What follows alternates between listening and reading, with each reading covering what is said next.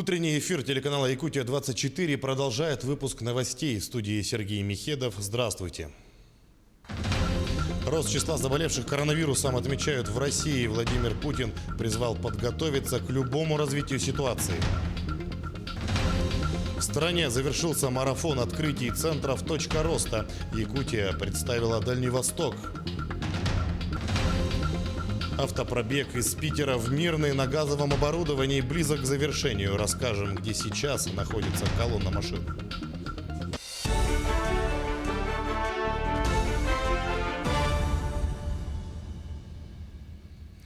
Владимир Путин призвал подготовиться к любому развитию ситуации с коронавирусом. На совещании с членами правительства глава государства заявил, что понимает граждан, которым надоели ограничения.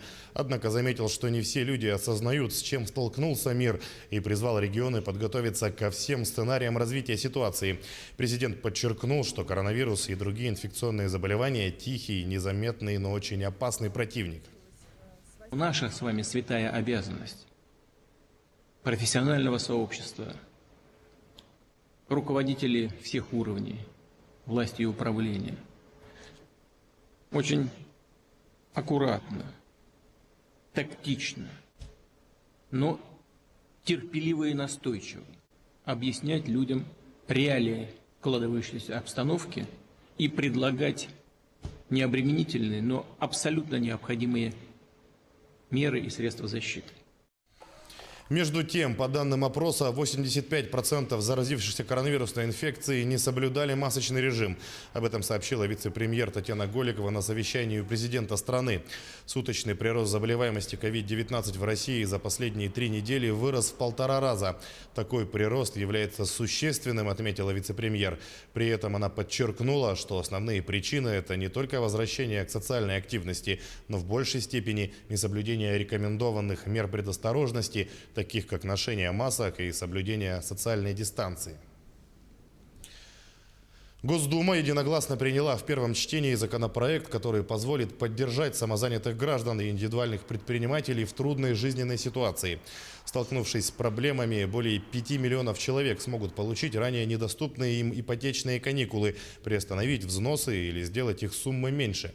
Напомним, что такие каникулы в России начали предоставлять с 31 июля прошлого года. В рамках этой программы заемщик может уменьшить или приостановить выплаты ипотечного кредита на срок до полугода. На льготу можно рассчитывать в случае жизненных затруднений, например, безработицы, инвалидности, болезни или снижения дохода семьи. Геологи Алроса исследуют новое кимберлитовое тело неподалеку от Айхала. Новая кимберлитовая трубка находится под озером Мутное в 12 километрах от поселка. Подтвердив алмазоносность кимберлита, геологи приступили к определению его границ, после чего можно будет начать подсчет ресурсов, а затем и запасов. Это позволит оценить перспективы промышленного освоения нового рудопроявления. Предполагается, что буровые работы будут завершены во 2-м квартале, а предварительная оценка прогнозных ресурсов будет подготовлена в течение лета следующего года.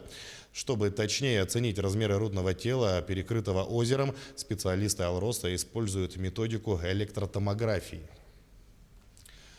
В стране завершился марафон открытий центров «Точка роста». Его провел министр просвещения России Сергей Кравцов. Якутия также приняла участие в телемосте в числе 8 регионов страны. В рамках нацпроекта образования в сентябре этого года по всей России открылось почти 3000 центров образования цифрового и гуманитарного профилей. Из них 42 в Якутии. Республика вместе с главой региона Айсеном Николаевым присоединилась к всероссийскому марафону через телемост, организованный в новой точке роста, что в Жатайской школе номер 2. Здесь для реализации проекта задействованы 4 помещения. Уже сейчас современный центр насчитывает около 400 участников.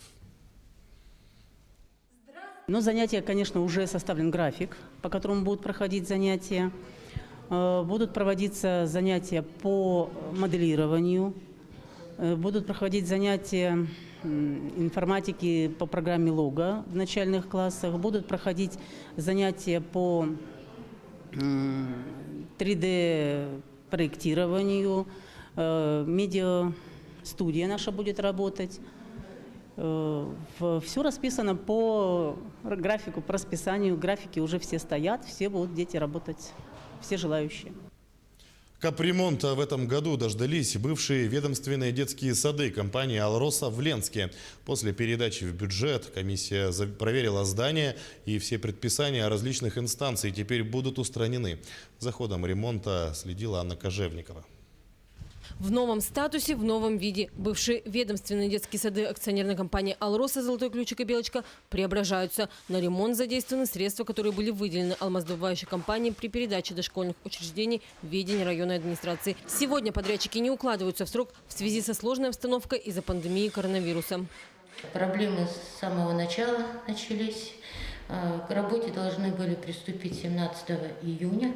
Появился подрядчик на объекте только 17 июля. И практически ничего не делалось. Так вот вяло текущие были работы. Разбомбили все, что только можно разбомбить. Но сейчас вот на сегодняшний момент отопление восстановлено. Окна все поставлены. Но тем не менее в «Золотом ключике» уже готовы 4 группы. Сейчас просушивают стены. Подрядчик увеличил количество работников. Но по прогнозам заведующей, открытие будет не раньше конца октября, середины ноября. В «Белочке» ремонтники вышли на финишную прямую. У нас немножко задержка в том, что материалом была, а также где-то у нас 95% закончили. Задержка была в материале. Линейным было вот это какие-то там части с Москвы, где-то там здесь как-то заказывают. Объем-то большой был, поэтому задержка была. Сейчас носят последние штрихи, делают короба для радиаторов отопления, завершают укладку плитки, уложено покрытие в спортивном зале. Небольшие работы остались в музыкальном. Практически все группы уже готовы. Выбрали работы как косметика, замена окон, замена сантехники, линолеума, электроосвещение. Ну, там еще даже вот насад мозга. В общем, вот такие работы. Ну, на данный момент все работы идут уже к окончанию. Я надеюсь, что мы уже в скором времени откроемся. И я, конечно, приношу извинения за то, что мы не выполнили обещания и не открылись в срок. Но это по независящим от нас причинам. Пока идет ремонт, дети вынуждены посещать другие детские сады: Теремок, Сардана, Солнышко, Звездочка, Искорка, Чебурашка. Но, как отмечает заведующая «Золотого ключика», места просят, а посещение низкое. Из 35 списочных по 19-20 человек в группах. Возможно, и дети, и родители ждут открытия своих родных детских садов, чтобы встретиться с любимыми воспитателями. Анна Кожевникова, Денис Семенов, Ленск. Далее к новостям спорта. Якутянки завоевали призовые места на чемпионате России среди женщин по вольной борьбе. Соревнования прошли во дворце единоборств «Акбарс» в Казани.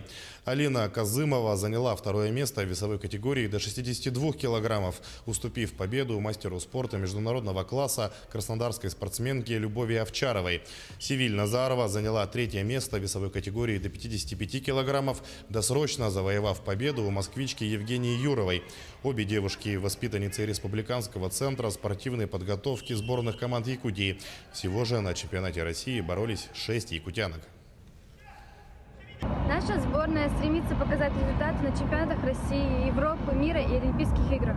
И работаем до 7-го пота, проходим через трудности, травмы и падения, гоняем вес, чтобы прославить нашу республику. Также хотим пожелать побед нашей мужской сборной на предстоящем чемпионате России в Нарохоминске. Около 20 дней продолжается автопробег из Питера в Мирный на газовом оборудовании. Колонна транспорта состоит из нескольких легковых автомобилей семейства «Лада», пассажирского автобуса и большегруза. Управляют ими представители «Алроса», «Саханефтегазсбыта» и других компаний, заинтересованных в популяризации природного газа в качестве топлива.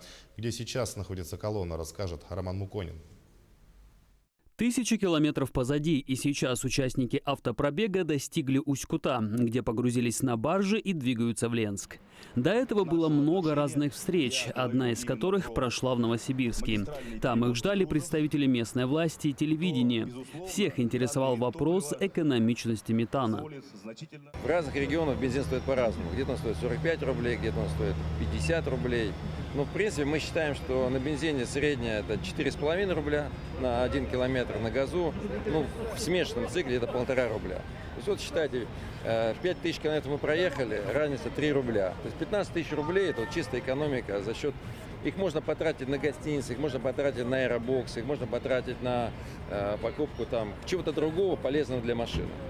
На большегрузах и автобусах экономия в разы выше. Об этом свидетельствуют данные Национальной ассоциации газомоторного топлива. Она устраивает презентации по всей стране. И благодаря их содействию этой весной власти Сахалина перевели свой транспорт на метан в масштабе всего острова. Низкая цена позволяет сдерживать тарифы на пассажирские перевозки в регионах, что очень важно для социальной стабильности для любого губернатора. И для нашей страны вообще вопрос логистики, да, и составляющей вот этой логистической себестоимости, понятно, что, учитывая наше расстояние, это очень существенный фактор. Поэтому, когда мы в логистике можем снизить затраты на топливо там, на 50-60%, это в целом оказывает очень неплохое влияние на конкурентоспособность промышленной продукции российской. То есть, по сути, косвенно это даже поддержка реального сектора экономики. Вместе с Национальной ассоциацией переводом транспорта на газ занимается группа компаний АТС. Их офисы и специализированные сервисы уже открыты в 23 регионах страны. Мы занимаемся развитием инфраструктуры АГНКС и переоборудованием транспорта, соответственно, в регионах. На сегодняшний день у нас запустилась программа субсидирования в 23 регионах, которая позволяет конечным потребителям перейти на газ практически за 10% от стоимости переоборудования. И очень важно, чтобы правительство республики также посмотрела на опыт других регионов по работе программ субсидирования федеральных, региональных и задумалась о внедрении такой практики в своем регионе. Эта программа – краеугольный камень во всем проекте газификации транспорта в стране. И здесь регион должен оказывать активное содействие. Она позволяет не только ускорить его развитие, но и значительно нарастить мощности инфраструктуры за счет субсидирования строительства газовых заправок. Если в Татарстане оказывается всяческое содействие, то там, соответственно, инфраструктура растет быстрее. В некоторых регионах есть пассивное, скажем так, отношение, ну и, соответственно, там и инфраструктура пассивнее развивается. В Якутии программа субсидирования пока не стартовала. Важно понимать, что с ее началом внедрение газомоторного топлива в регионе может пойти ускоренными темпами и привлечь инвесторов к строительству нужной инфраструктуры. Роман Муконин, Роман Шепелев, Кирилл Шолохов, телеканал «Алмазный край». К этой минуте это все новости. Увидимся в следующем часе на телеканале Якутия-24.